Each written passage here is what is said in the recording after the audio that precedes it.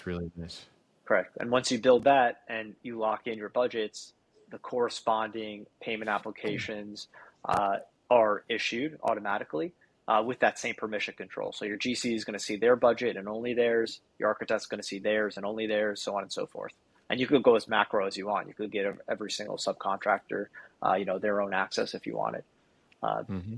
So upfront on that pre-con element, you already got your automations occurring on bid management and your budgets in general.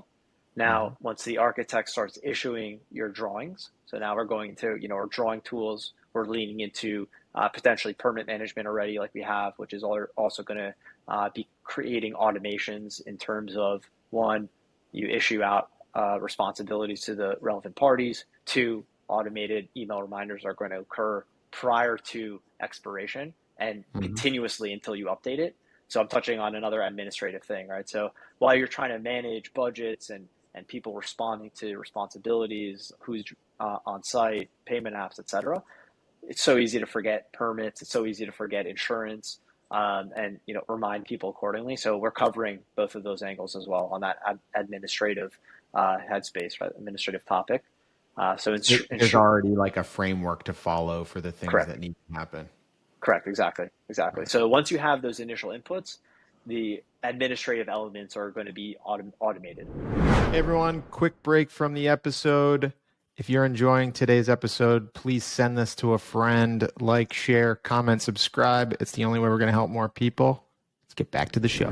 As I think through this software and the data that's going into it, I imagine there's a secondary benefit that could even be larger than the administrative Totally. benefit is the collective data that you Correct. gain, and that gives you better intelligence for the next development. So if you have 10, 20, 30, 40 developments in this software, you start to Exactly. learn from those insights without the administrative work of organizing it yourself.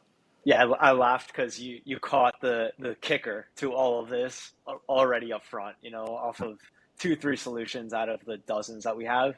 Hmm. And that's also a selling point, a major selling point to developers as to why they should be, license holders because, hey, Hmm. you're paying for stakeholders. This is your property that you're paying for.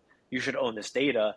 And guess what data will do for you, right? It'll become an asset very quickly, Yeah. both on the administrative side because you could copy and paste this information across your project. So time reduction gets compounded over the amount that you use the product. But then on a more macro scale, exactly as you just pointed out, this is going to become a true asset to be able to tell you, hey, your next project based on your asset class and zip code should cost you Hmm. XYZ for everything, right? From permits to insurance, the budgets, the each sub, etc. As well as schedule. It should cause XYZ schedule based on all of the information that we have, including Gantt chart scheduling.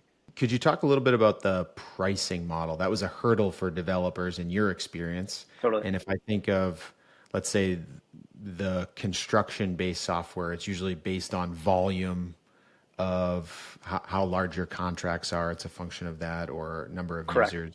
How is your pricing model? Totally. So as you already pointed out, right, we have a free version. So we're doing a Mhm. freemium model.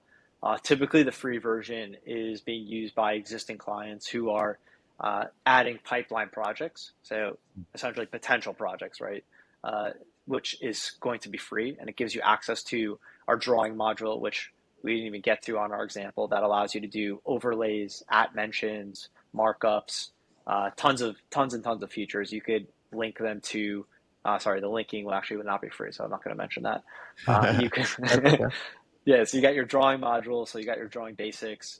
You add your users and groups. Your meeting minutes, which is a great tool that you can add actionable items to, and permit management and task management. So that'll all be in your free module for typically pipeline. If you want to mess around and play with it, by all means, go ahead.